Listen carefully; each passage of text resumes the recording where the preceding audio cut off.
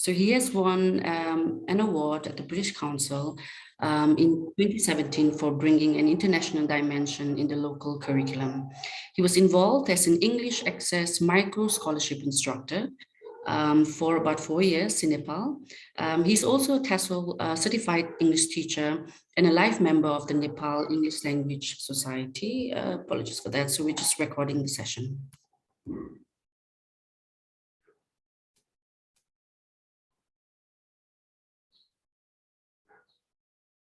Okay, apologies. So he's a live member of the Nepal English Language Teachers Association, and he has completed online trainings in professional development for teacher trainers and in teaching local language literacy and a second language teacher training. He has also presented papers at various regional, national, and international conferences, and is particularly interested in exploring applications of open source software and online tools. Our second facilitator, Kasia Hollis, is a teacher trainer and a Cambridge assessor. She holds an MA in English and philosophy and is a Celta Delta qualified teacher. She has been teaching in English as a foreign language sector for the last 20 years and developing training teachers for 13 years. She travels extensively as an educational trainer and assessor. She has worked in Europe, Middle East, and Asia, and her main interests lay in the fields of motivation and mindfulness in teaching learning. She is currently based in Italy. Prior to that, she was a director of studies and head teacher training in one of the educational establishments in London. And with that, I would like to hand over to Kasia, who will be starting the session. Kasia, over to you, please. Excellent. Hello, hello, everyone. A very, very warm welcome. Thank you very, very much for joining us here today. And as Radha has kindly introduced us to the topic, with Prakash, we're going to be talking today about practical activities to engage primary learners. Wonderful. And there are a couple of notices. So the link will be sent to your email tomorrow. And also there'll be a certificate and also an evaluation form, and your feedback would be greatly appreciated. Only in this way can we develop, grow, and know what is valuable and effective. Excellent. A couple of housekeeping rules. If we're not a speaker, if we could just mute ourselves, in that way we can stop any background noise from disrupting the others. It's also recommended, as we have got about 51 participants right now, that participants switch off their video during presentations so that you can preserve your bandwidth. I hear in some parts of Nepal there might be some rain and you might be having difficulties. We'll be asking you some questions, and if you could use the chat box function to write your answers, that would be wonderful. And if there's something you'd like to share with us, or there's something that you'd like to ask, please use the raise your hand button that Zoom allows. Excellent. The objectives of today's webinar would be to become familiar with some practical activities to engage primary learners and to have access to that. So have access to interactive activities. And with no further ado, let's then begin. So there are 4 language skills that we'll be looking at. And these are receptive and productive skills through which grammar and vocabulary are very often introduced and practiced with primary learners. I'm sure we all know how important context is and how important it is to contextualize the language so that whatever we do in class is memorable and engaging. The receptive skills are reading and listening. So 2 skills where students receive rather than produce. The 2 productive skills, which we'll be discussing in the second part of the webinar, are speaking and writing. So where students are actually invited to produce a little bit of language. We all know that it's extremely important to have a variety in our classes. So a variety of learning experiences is key to maintaining motivation and engagement. And it's also very important to remember that, especially with primary learners, they learn through play. They learn through fun. This is how they acquire knowledge. Right. A couple of characteristics of primary learners. As you well know, being teachers of primary learners, and some of you probably, you might know it from being an older sister or having your own children, that children, young learners, find security in rhythm, in ritual, and in repetition. So there has to be a routine for every day, and there has to be plenty of repetition. That's how we create a safe environment for them. Young learners, primary learners or young children, they learn through play. So as much play as there can be, the more retention it's going to take place.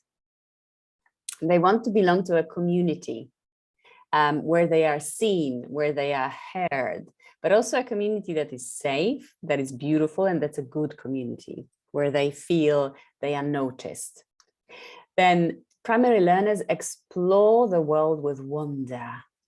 And I'm sure you all remember, maybe you also have this feeling the first time you see something, and it's this excitement that takes your breath away. As we grow up, unfortunately, we lose this natural ability of the wonder, but that's how they explore the world. They also understand the world through their bodies. So there's an element of kinesthetic activities. They learn through touching, they learn through doing, they learn through movement. They also seek independence and mastery. Whatever they do, they try to show that they can be independent. They thrive in the natural world. So nature and environment is where they learn the most. Young learners, children, primary learners, they use stories to construct meaning. It is through stories, it is through metaphors that we can communicate with them the best. They also seek patterns in the world around them. Patterns make sense. That's why we very often repeat that it's very important to create that habit, that routine, repetition, because they understand patterns. Primary learners are at the age when they are constructing their identities, and they are building lots of different bridges. This is where a big part of the personality is also shaped. And we have to remember that they express themselves in complex ways, that they are very, very creative. And again, as we grow and we become serious adults, we lose that element of creativity and play. But it's very, very important for primary learners. So I'm sure you're all aware of the characteristics of your students if you're teaching primary learners. And also if you observe young learners somewhere around. Excellent. Well, the first thing that we're going to look at is going to be reading and common problems with reading. And here is where I have a little task for you first. So as you can see on my screen, there are 3 statements. We have some problems when it comes to reading, okay? And I'd like you to help me figure out what these would be. So as you can see, there are 3 gaps. I'd like you to now think, and when you're ready, write your answers and your ideas into the chat. So what kind of problems young learners or there are with reading?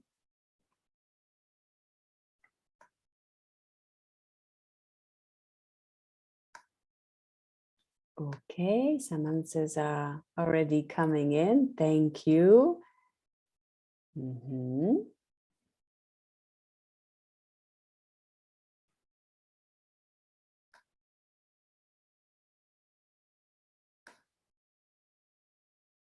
Thank you very much.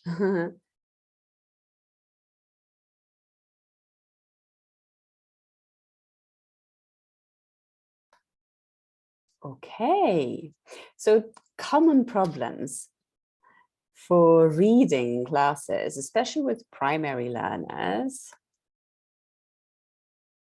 are that you are right. They are not exposed enough to reading. They don't understand reading text. And if they don't understand something, just like us, it's demotivating. If there's something I don't understand, I don't want to move forward. I don't want to go on. They don't find reading text interesting. So you were right. They're not exposed enough. They don't understand the text and they don't find it interesting. Now, as you can see, wonderful, there are no answers. Thank you. As you can see below, we have possible solutions. Now, again, I'd like you to have a look at those problems, look at the possible solutions, and see if you can, there's a little bit of background noise. If someone could mute themselves. Please do mute yourself. Thank you. Kasha, please. Excellent. So if you could have a look at those 3 most common problems with reading, look at the possible solutions and see if you can match the problem with the solution.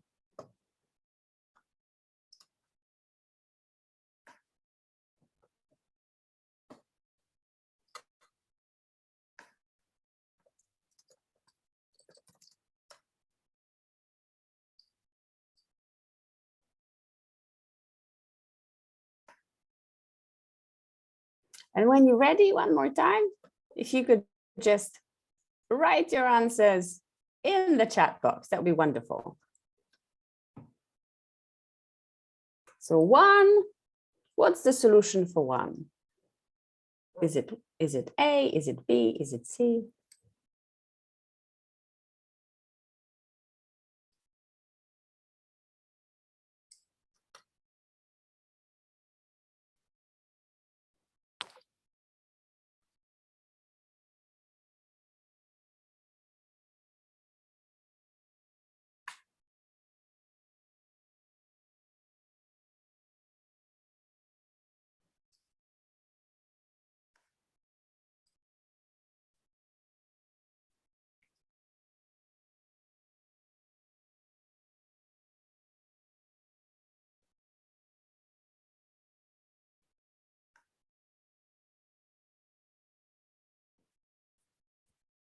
Excellent. So we've got answers coming through.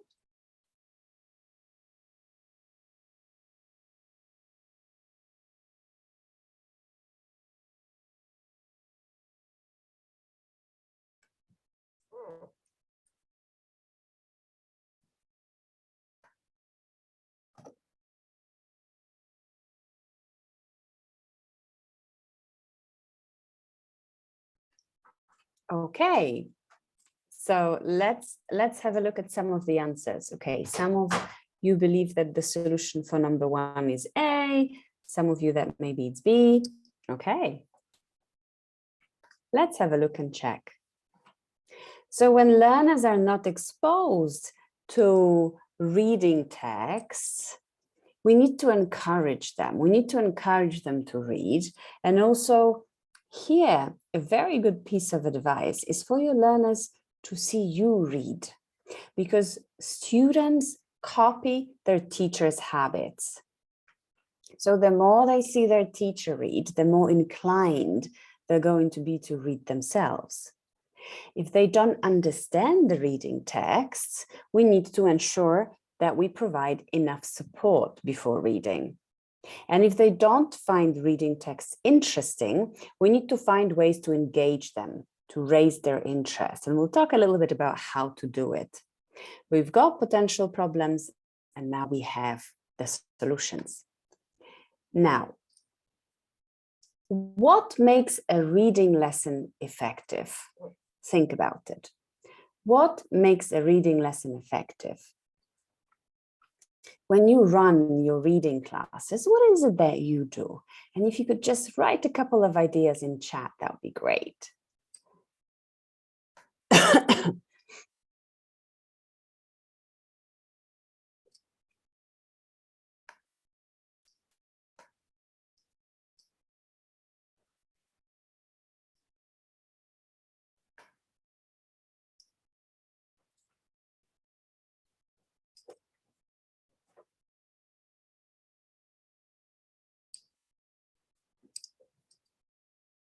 Okay, some answers are coming through. There's motivation. So what do you think makes a reading lesson effective? What do you do in your classes?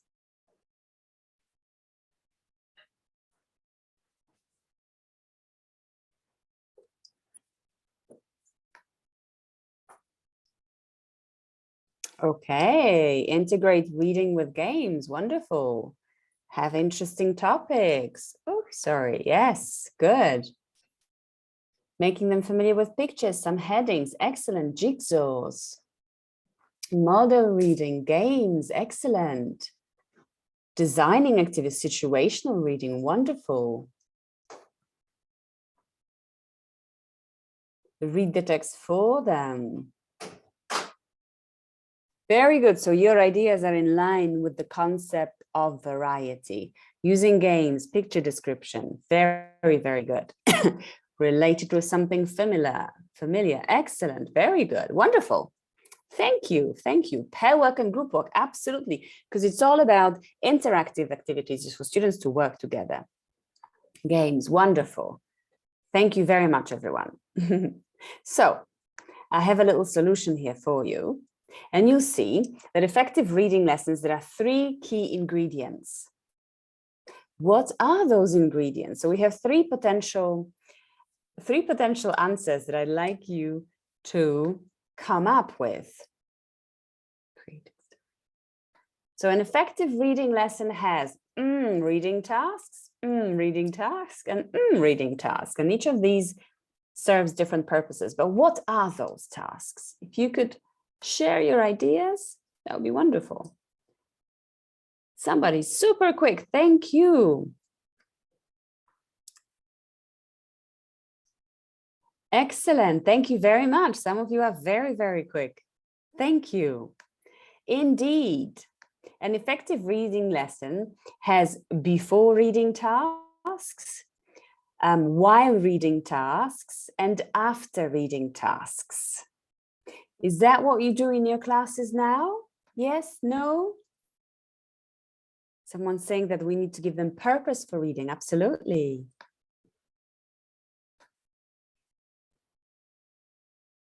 Okay.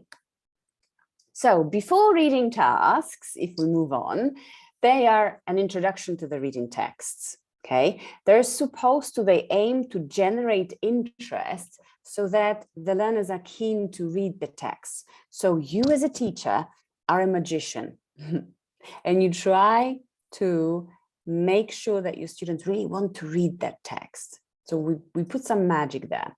They also provide support to learners to help them understand what they are reading.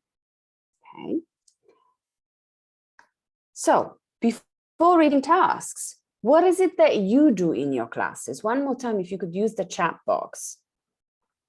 So before the students start actually reading in class, what do you do?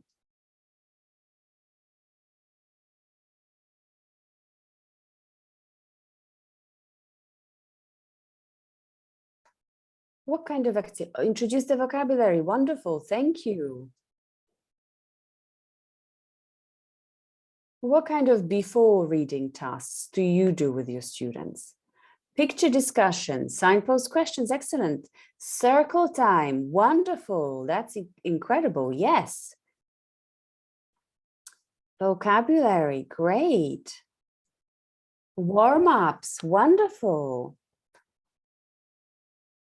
So they will be skim reading the text, maybe, but later. Revision, good. One paragraph and then explain. Okay, before they start reading it, set the background, picture discussion. Okay, wonderful, describing the pictures. Wonderful to see that you're using a lot of pictures there, fantastic. Good. Now, if we think about while reading tasks, so moving on to the while reading tasks, they're supposed to assist learners in finding key information. Okay, they help your students with understanding, and they actually check that learners understood. So these are while reading tasks. So one more time, a question over to you. What do you do in your classes? What kind of while reading tasks do you run? One more time, if you'd be so kind to write your ideas, that would be great. So now we want students to read. We've prepared them. What do we do with while reading tasks? Oh, nice. Guess what comes next? Giving them some exercises. What kind of exercises would we give them? Some group work, some comprehension questions. Okay. Filling in the blanks. Underlining difficult words. Excellent. Some matching. Wonderful. Puzzles. Excellent. True or false? Wonderful. Very, very good. And then, okay, fantastic. Wonderful. Thank you one more time for all your beautiful ideas. We also have after reading text. And these check learners understand the text they read, and they allow them to respond, to react, to engage a little bit more.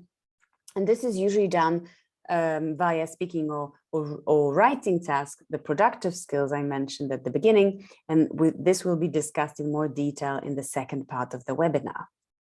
Great. Thank you. Now, what can we do? What kind of before reading activities can we have? You have wonderful, wonderful ideas. So thank you. I'll share with you some of the ideas that we've got here. So we can show them pictures and invite them to guess what the text is about. And some of you already mentioned this. This can be done in groups where one of the students can, or all of the students can draw their ideas first before showing it to the others. Remember that response with the body, the element of kinesthetic activity. We can ask students to put pictures in the order that they think the story happens. And again, they can do it in pairs or groups. We can have a race activity. Again, students are responding with their bodies as well, where we put pictures around the room and students run to the wall with the picture or pictures they think the story is about. So a bit of a guessing game there. We can show our learners some pictures of flashcards, and they need to draw how many they remember, or maybe they need to find the same pictures you prepared for them around the classroom. There's a bit of preparation for the teacher beforehand, because you can stick them around the room. Or they can be working in two groups with piles of pictures, and they have to quickly find the pictures that they think the story is about. So we have discrimination tasks here. We have an element of competition. We make sure that the pace is kept. These are some of the before reading activities. We can also ask them to invent some information about the picture. So we're showing them a picture and we ask them to tell us something about the pictures. Here you also mentioned that it's very important to revise some key vocabulary, and it's true. We can revise things like numbers, colors, names of animals, whatever is relevant to the lesson before they read the text. Learners can be matching pictures with words, and again, they can do it in pairs or groups and together as the whole class. One more time, if we feel that the atmosphere in the room is dropping a little bit, the words can be on one side of the wall, the pictures on another side of the wall, and they can be racing to match these. And we can also involve students in charades, where students act out a word on a card or a picture as a revision to prepare them for reading. So some of the before reading activities, it's very important that we have to engage the students, and it's very important to try and have them work together.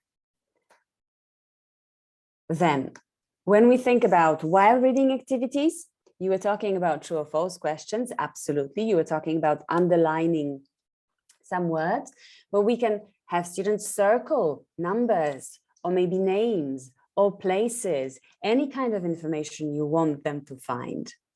Having very simple yes, no answers to questions. So there's a question, the answer yes or no, and they have to choose one. Maybe they can choose the right picture or pictures to answer the questions. Maybe they can have them read the text out loud as if they're outside, so they can shout. Maybe you tell them they're in the library and they have to whisper. They can be acting out dialogues. There are a lot of different activities that we can do, make them engaging and interactive. Another set of tasks for the while reading activities, a treasure hunt. Remember, learners engage through stories. So what you can do, you can write a short story for learners with clues where to find a treasure. You can divide them into groups, give them a map and a clue worksheet to find the treasures that you hide. So around the room, under the desks or somewhere, you can hide little cards or little pictures or anything related to the story. And the students need to find what you've got there for them. The teacher can read a story out loud, pause, and ask questions. And learners, they can be, for example, choosing the right flashcard to show the answer. It can be a picture, a number, a name, can be anything. And if we do it in groups or pairs, they have to actually negotiate with each other about the answer, an element of interaction between them. We can have a memory reading game where learners listen to their teacher read the story first, and some of you mentioned reading the story out loud, and then they are given the story to read for themselves, and they have to find differences. Maybe a name is different, maybe a place is different. They can then check their answers in pairs or groups, and they can be checking their answers through miming. So they can mime to show the other pair what it is that's different, for example. Again, there's an element of a body response. We are trying to engage them because we know that primary learners will become demotivated, if not bored, if they're sitting in the classroom. Then the teacher can be reading a story out loud, and the learners shout stop or any chosen word. It can be banana, to pause the reading and change some information in the reading, such as a name or a number or a place. So if the story is about Anna and they hear the word Anna, they can say stop and change it for Tom, for example. They have complete freedom to change, or they can change as per your instruction. Changing voices. The students can read the stories or text in different moods. And for this, we can be using emoji flashcards. So we can show them a mood, a sad mood, or a happy mood, or an angry mood, and they have to read the story in this mood. Alternatively, they can choose a emoji flashcard for themselves and read the story in that mood. So angry, happy, any mood that you've got there for them. We can also do rhythmic reading. improves word recognition, speed, and confidence in reading.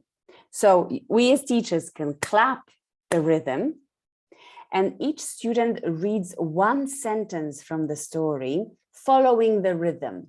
Okay, it can be also played as a group game. And if they miss the beat, they're out. So they're out of the game. But it's important to give the rhythm with clapping or tapping, and they have to follow this. Okay, moving on. After reading activities, so productive skills are practiced after we finished reading the text, and students have a chance to respond in speaking or writing. And you'll find out a little bit more about it in the second part of the webinar. So we've just discussed how we can make reading more interactive in class and how generally we can assist students with literacy. If we move on to the second receptive skill, that's listening, we know that our students need plenty of exposure to listening before they can start speaking. This is how we learn our first language. And this is how we learn with our caretakers speaking to us first, before we begin to produce first sounds, words, or full sentences. And here, chants are a great opportunity to help learners develop their listening skills. And listening to songs and chants allows students to tune into the rhythm, the intonation, and the quality of speech sounds. So they can hear, repeat things like weak forms, linking, syllable length. And again, here we can use emoji flashcards when chanting to introduce a little bit of a drama effect. And we can put students more in charge of the mood changing. So we can show them the emoji card and they have to sing the chant in an angry voice. Or maybe they sing the chant in a happy voice, or in a sad voice, or surprised voice, whichever flashcards we've got prepared for them. So as you can see, we've got the flashcards ready. We can show them a funny face, a happy face, a sad face, an exhausted face. Remember that young learners, primary learners, love dramatizing things. So if we give them a chance to hide behind a certain role, the more engaged they're going to be. Now, if you want to use chants or songs in the class, a couple of things to remember. They need to have simple, easy lyrics.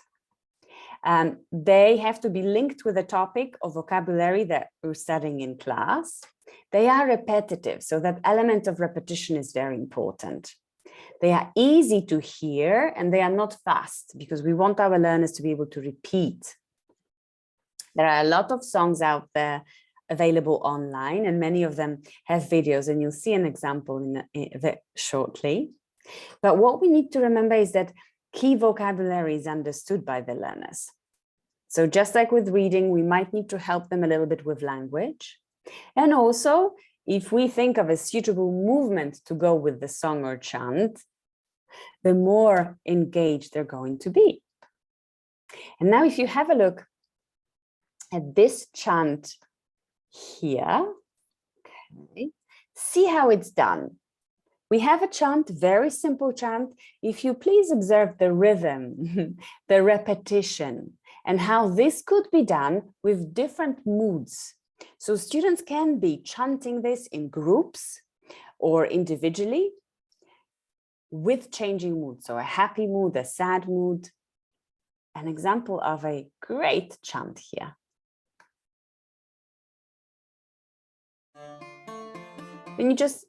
Can we hear okay? Yes? Yes, Kasia, it's excellent. My clothes with sentences. This one's a little fast. Here we go. Coat, shirt, t-shirt, skirt. Coat, shirt, t-shirt, skirt. My coat is green. My coat is green. My shirt is pink. My shirt is pink. My t-shirt is blue. My t-shirt is blue. My skirt is blue. My skirt is blue. Good. Let's try 4 more. Boots, mittens, shoes, socks. Boots, mittens, shoes, socks. My boots are brown. My boots are brown. My mittens are red. My mittens are red. My shoes are blue. My shoes are blue. My socks are green. My socks are green. Good. Okay, last 4. Here we go. I'll pause here. If you'd like to listen to the chant later on, we have the link here and in the resources. But as you can see, the rhythm is very clear. The repetition element is there. And if we give students an opportunity to chant, they're not only improving their listening, but they're also working on the rhythm of the language. And with the different moods, with the different emoji flashcards, they can be practicing it in a group setting or deciding in a group, oh, we want to chant it in a sad voice or in a happy voice. Chants are a wonderful, wonderful opportunity to give students a chance to interact with each other as well. Oops, there we go. Now we have come to the second part of the webinar, when speaking and writing skills are going to be discussed.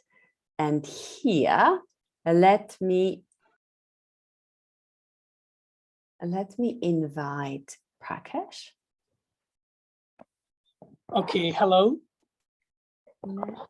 Okay, just 1 second. I am going to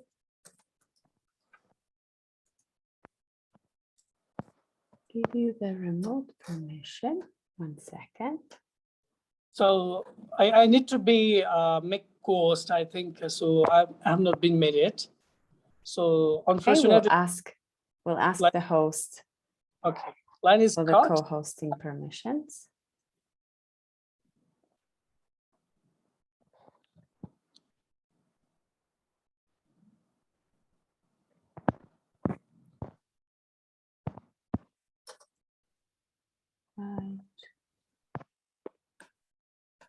Right. Sir, you are co-host now. You are, yes, wonderful. So I should be able to find you here in all the participants list and give you the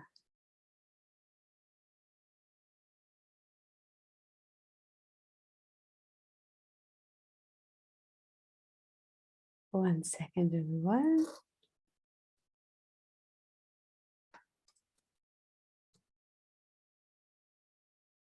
Okay, for some reason it's not allowing me to allocate remote control.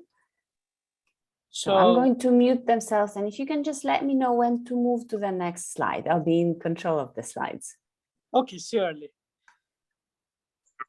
Thank you, Kasia. So thank you so much for your support. Thank you. I would like to welcome you all, dear fellows and the trainees and the participants. This is a great opportunity to have with you all, and I would like to start the session with 2 productive skills. So am I audible right now? Am I audible? Yes, sir. Yes, you are. Okay, thank you. So somebody is writing no. Am I audible or not? Okay. Yes, Prakash, you're audible. Please. Thank you. So unfortunately, the power is cut and I'm joining through my another backup mobile, and I'm sorry for it. It happens in actually. It's raining here. Anyway, so I will take the part on speaking skill and the writing skill, these 2 productive skills. As Kasia described skills, listening and reading. And as we know that the more we input and the more we can output. So the more we listen, the more then the more we can speak and the more we can write. So this is the theory, and we have been practicing. And for the primary learners as well, we have to make them practice on speaking and writing. So before we can make them give the exposure on listening and reading as well. So I have heard that reading novel and listening to the music, and that can help the learners learn better. So we know that on a speaking skill. So I would like to make you brainstorm, or I'd like to bring some context with you. So what language experience have you had except Nepali and English? And what can we learn about effective teaching from your autobiography? Or imagine, let's listen, let's learn 5 new phrases. For example, hello, how are you? I'm fine. Where's your name? Let's think these 5 phrases. How can we learn? What can help to learn these phrases? What was the hardest part about the learning these phrases? So we can have such experience, and the primary learners also, they might have some hardest and easiest part of learning. Can you slide next part, please? Next slide. I will say the next slide and you just do that, okay? All right. Before starting any lesson, if you would like to give more exposure and speaking skill to the primary learners, or the students, the young learners, the children, one of the great strategies is let's go with the 2 lines every day in every class before starting. For example, you can model and repeat and let them practice. That is solo. Model, repeat, and solo way. And on that point, we can practice. For example, you can be model teacher A and teacher B. You become yourself. And then student, they will talk to you. And then student, teacher. Student will be A and teacher will be B. And then student, and let them practice. Every day, 2 lines conversation. That is the warm-up activities. If we can make them such kind of warm-up activity every day, 2 lines conversation, and it brings some kind of exposure among the students in developing speaking skill. What do you do for your exercise? And B says, I usually play football. So I will be teacher A and teacher B. I become myself both parts. First, I show the demo, or means model. Then I choose one of the students to be the B, and I will be the A. So teacher, teacher, teacher, student, student, teacher, and student, student. So every day, if we practice it, it can help bring the speaking exposure. Next slide.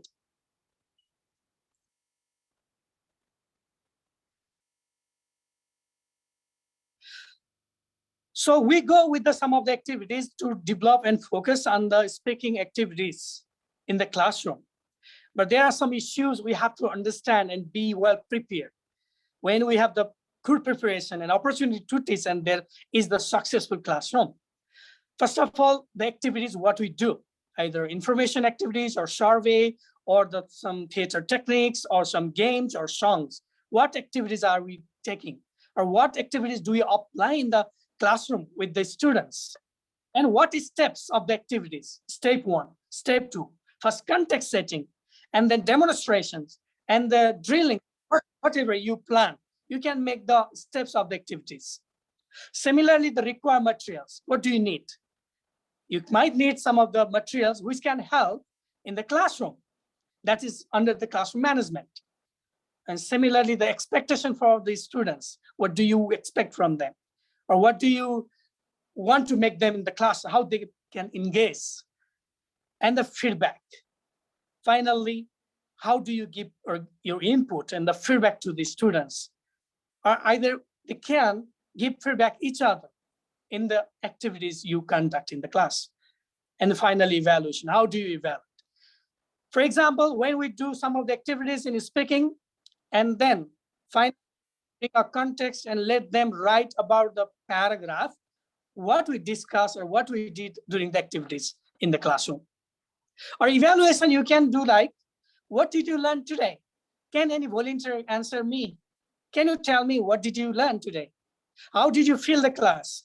How was the classroom today? How was the class? So we can evaluate, asking them at the end. So these are some of the issues we can design in speaking activities. But what are the activities? Next slide, please. You can bring some of the activities like conversation as we make the dialogue. Teacher, teacher, teacher, student, student, teacher, student, students. Discussion, presentation. So debate might be a little bit difficult for the primary learners, but we can make them practice on likes and dislikes. I like apples, I dislike bananas, or we can bring them some agreement, disagreement. Information gap, role plays, problem solving, dictation. So these are some of the activities we carry out in the classroom. And similarly, next slide. And theater technique, chants and songs. So I teach my students, I have the basic school and I lead a school, and I play the YouTube rap songs with adjectives, rap songs with irregular verbs. We can find on YouTube, and I will play that, and they can enjoy some chants, some songs, some situational role play. We can make them engage. And the structure and vocabulary, target language structure. I will give some demos here, and you can observe some of the examples on presenting structure and vocabulary. And then we can let them practice accordingly. Next slide.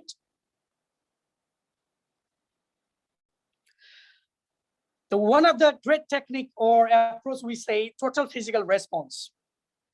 Total physical response, we react with our accents. For example, touch your nose, and you touch the nose with your one finger, and then let them do that. And similarly, you can make some phrases, and these phrases reflect our expressions. And for the primary learners, total physical response approach is the greatest approach. We can make them engage, and that is the class is fun, and they can enjoy for it. And I have kept one YouTube channel, and you can observe that, how we do that in practice. Before that, model, repeat, and solo. So these are 3 steps. Teaching speaking skill. First, we model, teacher himself or herself model, and then repeat, and the solo means students practice themselves. So they want to see us, they want to observe us, and they want to practice what we are doing. So modeling and repeating, and let them practice themselves. Next slide.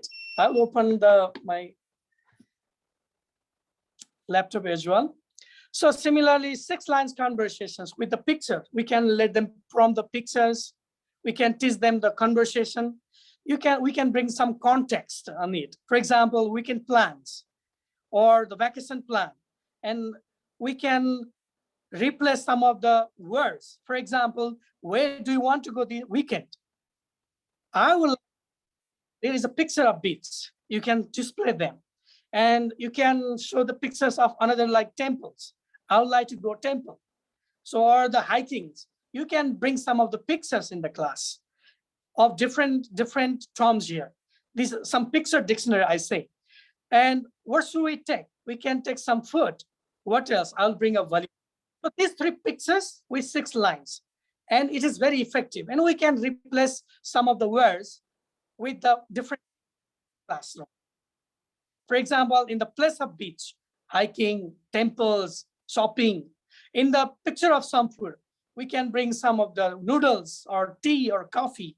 In the place of volleyball, we can take like umbrella or other required materials. So we can bring different pictures and let them prompt with these pictures and practice in the classroom. Next slide.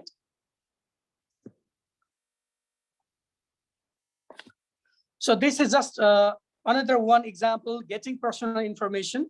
So we can change. I have not made it bold, but we can make the bold like names or the profession, teacher, and the words, movies. So these 3 structure we can change there, and we can practice that. The same thing.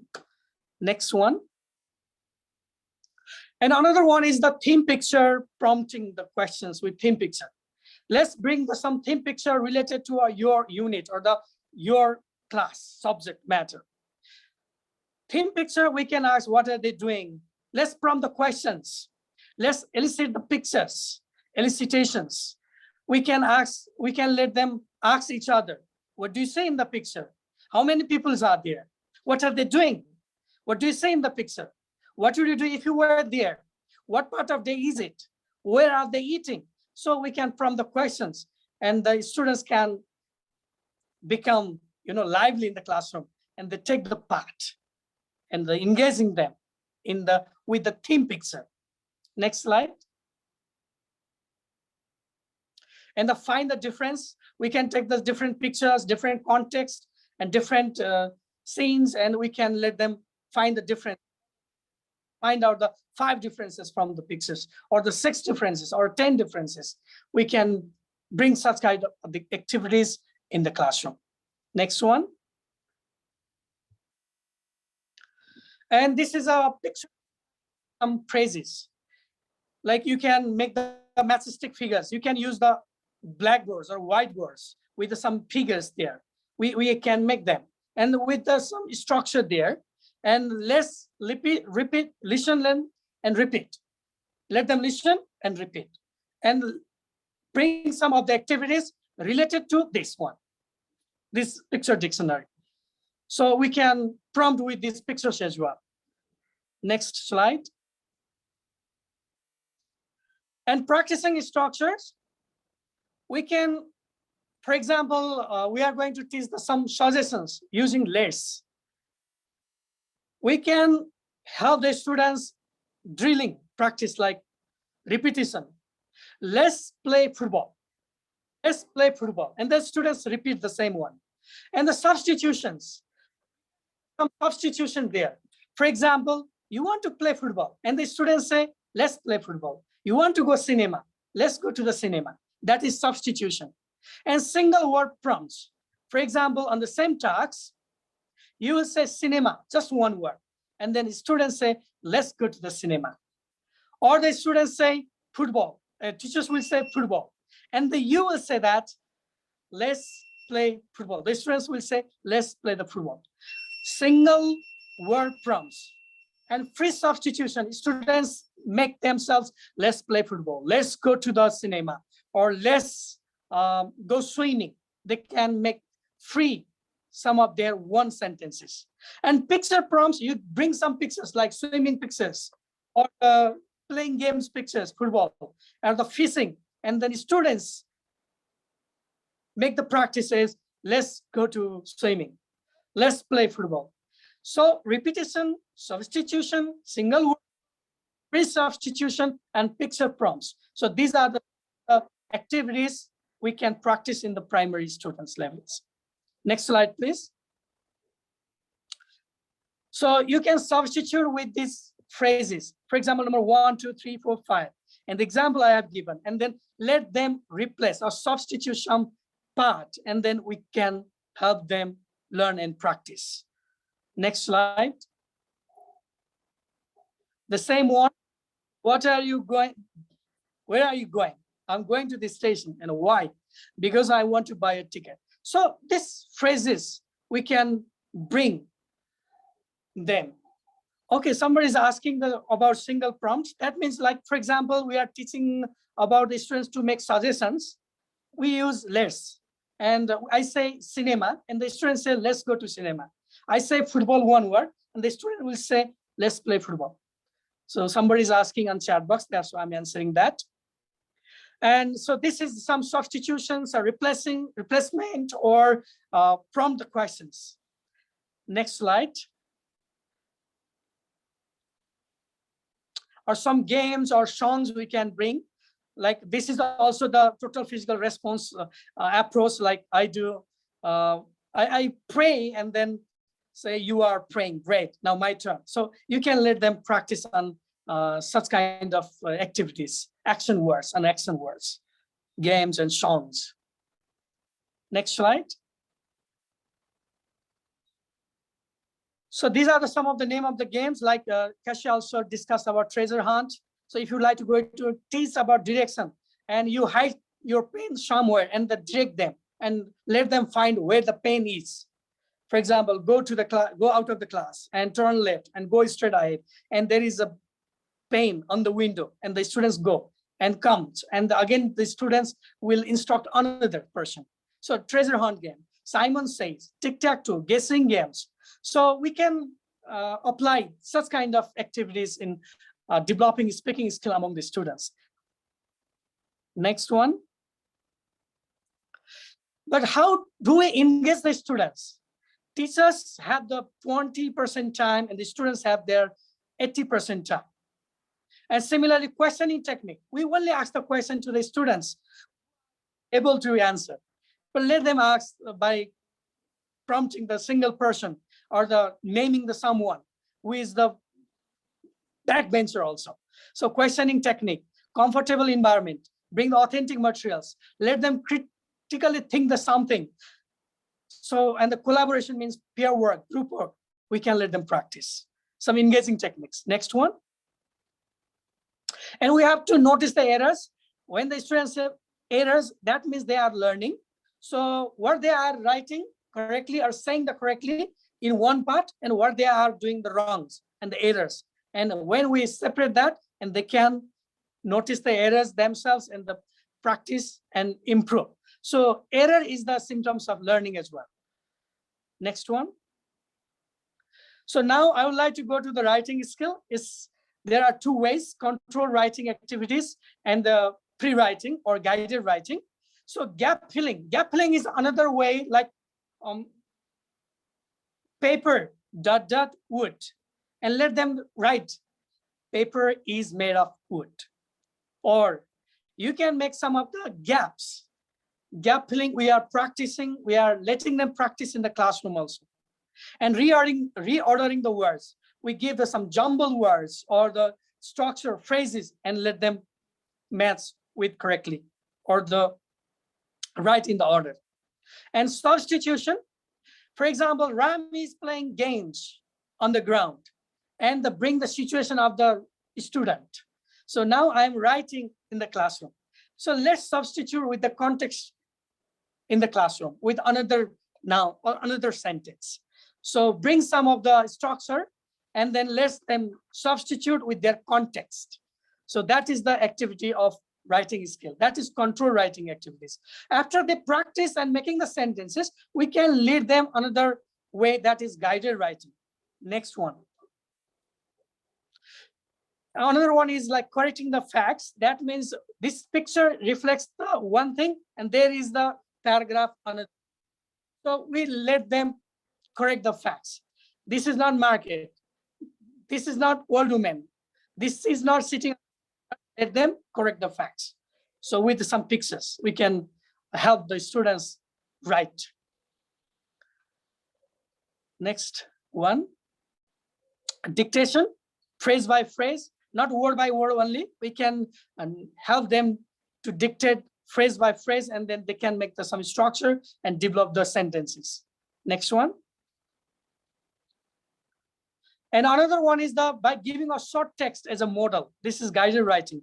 For example, we find a small paragraph about a room somewhere you can bring, and then they develop looking at the structure and words and the things, what is in the text on the passage, and then they can develop about their one room, one classroom, looking at that model, the short text model. Or you can bring up city, Pokhara city. You can bring about Pokhara city, and then the students of Kathmandu city, they write observing the words and structure of the Pokhara city, and they can write about Kathmandu. So bringing a short text as a model, and then they can practice that. And another one is oral preparation. That means we prompt something. Teacher go on the board, and the teacher brings a topic, and let the students invent. For example, I'm teaching about Pokhara city, going to write Pokhara city, and the students say Pokhara, okay, hospital, or the tourism industry, or Fewa Lake, or they say some monastery, and the teachers will write or list out, outline, and then let students write with the help of outlined by the teacher on the board. So these two ways, short text as a model, order preparation for the writing, invention technique. So these two ways also help the students according to their level. Next one, on the final. So elicitation from the picture, and looking at the picture, they can write. So there are these people, they are doing, and I see, and let them write from the picture. Next one. And getting students to think and to imagine. So you can then give the sum of the picture and then let them guess whether they are right or wrong. Don't worry, don't criticize about that. Whatever they write, that's okay. Next one. And another one, so you can take this as a sum of the, because of the time constraints, so I'm going to end up this.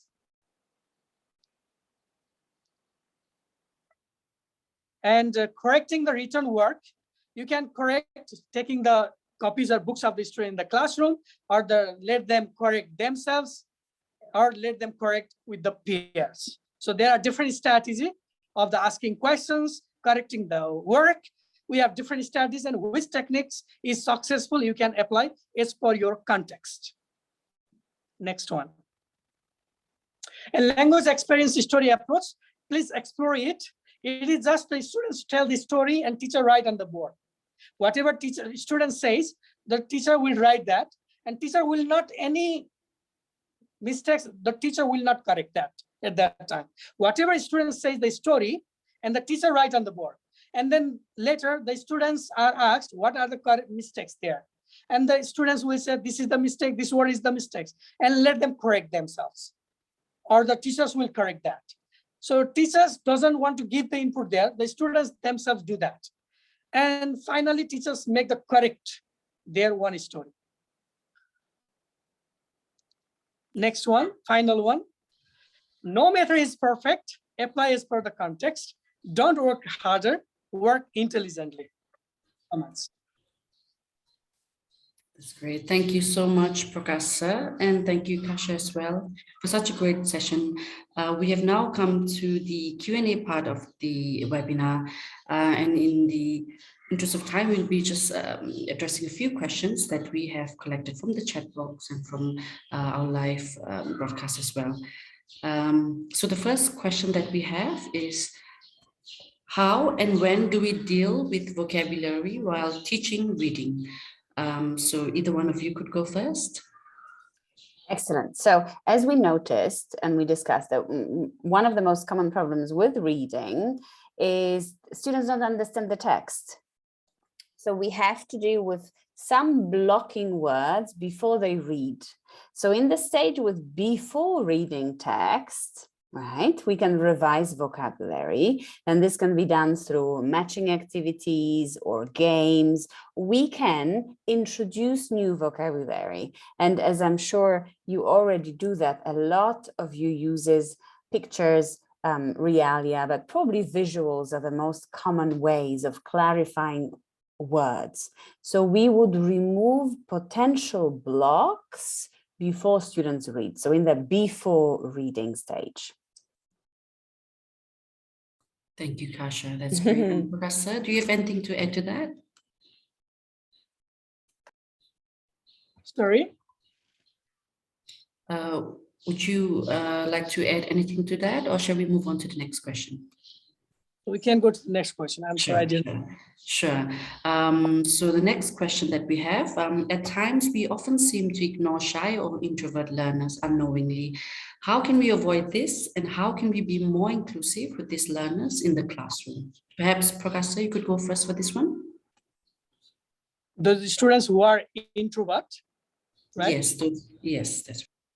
Yeah, this is the, we can apply, like we can bring them in the real classroom. I mean, we have to encourage those students who are introvert. Sometimes we ask the questioning technique also we can change. You know, for example, Prakash is a student who is introvert, and you ask the question to the Prakash, please tell me that.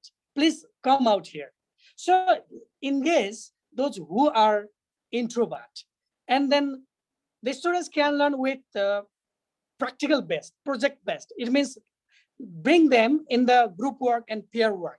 So you can apply the group work and peer work, and you can then give some projects and they take part somehow. And then little by little, a person who speaks in a birthday, he can speak in a public. That means when they take part in a small part, and then they can take part in the bigger part. And this is the great strategy. Thank you, Professor. Next, we have another question. How can we minimize mother tongue influence in primary level? Anyone can go first for this one. I think it's very difficult to minimize it by force, because it's a natural way of communication for a lot of the learners. So what we can do is obviously encourage the use of English. We can have a reward system. So every time you use English, there is a star, there is a word system. But one thing that we have to remember is the moment we introduce some kind of punishment system or anything like that, the students are becoming discouraged and demotivated, and they don't see any point in using language. So what I would say is recognition system for using English in class, but also understanding that sometimes our students do not have enough vocabulary, do not have enough language structures to communicate in English. And sometimes when they are explaining things to each other in the native language, learning is still taking place, right? So we have to recognize where learning is taking place and reward that. That's true. Thank you, Kasia, for the great selection. Next, I think this will be our last question for the session. Pronunciation is one of the main problems in primary level. How can we improve this? Chants. Go on, Prakash, sorry. Yeah, this is the modal, repeat, and slow. So let's apply that. First, teachers should have the good pronunciation, or we can have some of the ideas from Pronunciation Doctor YouTube channel also. Sometimes I see that, we can get ideas from Pronunciation Doctor YouTube channel. I mean, the examples, we can keep a good role model. So the teacher who has a good pronunciation, and the students can drill that, or they can imitate, and they can practice themselves. So first of all, teachers should have such kind of exposure who has good pronunciation.